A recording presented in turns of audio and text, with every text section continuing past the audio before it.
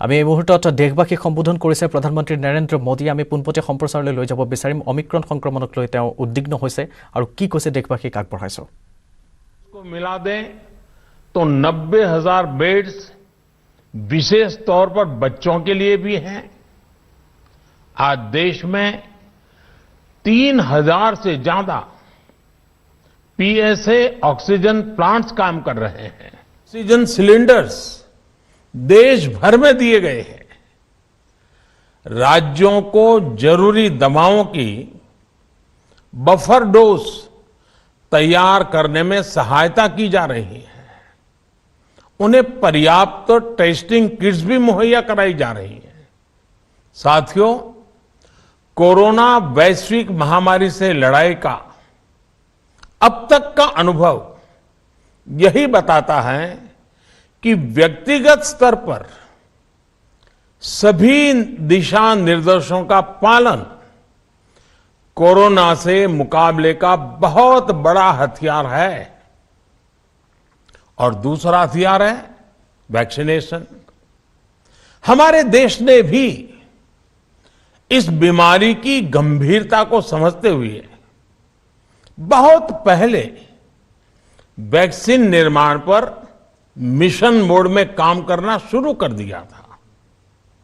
Vaccine पर research के साथ साथ ही approval processes, supply chain, distribution, training, IT support system, certification पर भी हमने निरंतर काम किया। इन तैयारियों का ही नतीजा था कि भारत ने इस साल 16 जनवरी से अपने नागरिकों को वैक्सीन देना शुरू कर दिया था। ये देश के सभी नागरिकों का सामूहिक प्रयास और सामूहिक इच्छा शक्ति है कि आज भारत 141 करोड़ वैक्सीन डोज के अभूतपूर्व और बहुत मुश्किल लक्ष्य को पार कर चुका है।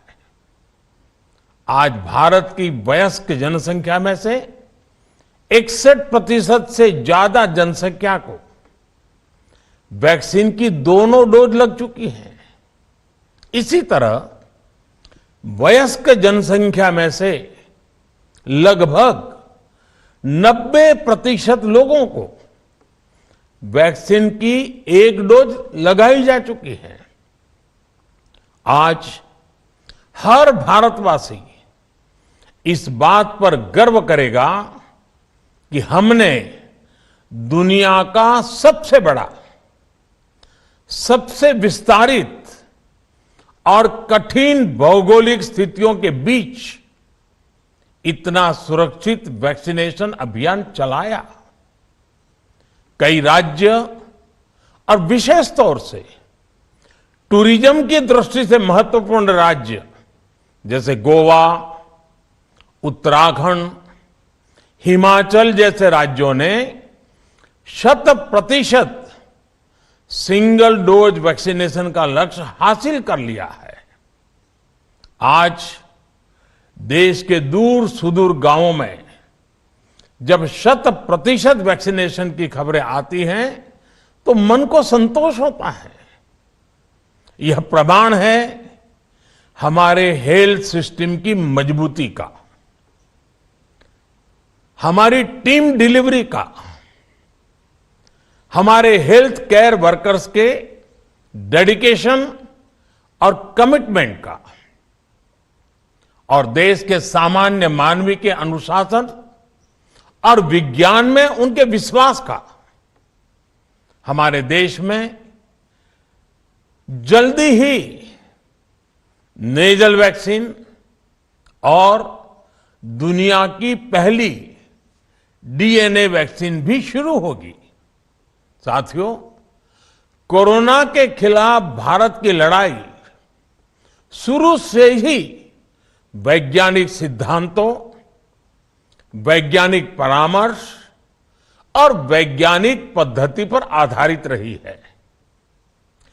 पिछले 11 महीने से देश में वैक्सीनेशन अभियान चल रहा है। देशवासी इसके लाभ भी महसूस कर रहे हैं। उनकी रोजमर्रा की जिंदगी सामान्य हो रही है। आर्थिक गतिविधियां भी दुनिया के कई देशों की तुलना में उत्साहजनक रही हैं।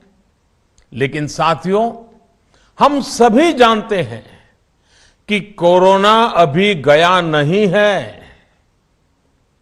ऐसे में सतर्कता बहुत जरूरी है। देश को सुरक्षित रखने के लिए, देशवासियों को सुरक्षित रखने के लिए हमने निरंतर काम किया है। जब वैक्सीनेशन शुरू हुआ तो उसमें भी वैज्ञानिक सुझावों के आधार पर ही ये तय किया गया कि पहली डोज किसे देना शुरू किया जाए, पहली और दूसरी डोज में कितना अंतराल हो, स्वस्थ लोगों को कब वैक्सीन लगे, जिन्हें कोरोना हो चुका है उन्हें कब वैक्सीन लगे, और जो कोमॉर्बिडिटी से ग्रस्त हैं उन्हें कब वैक्सीन लगे। ऐसे निर्णय लगातार किए गए और ये परिस्थितियों को संभालने में काफी मददगार भी साबित हुए हैं।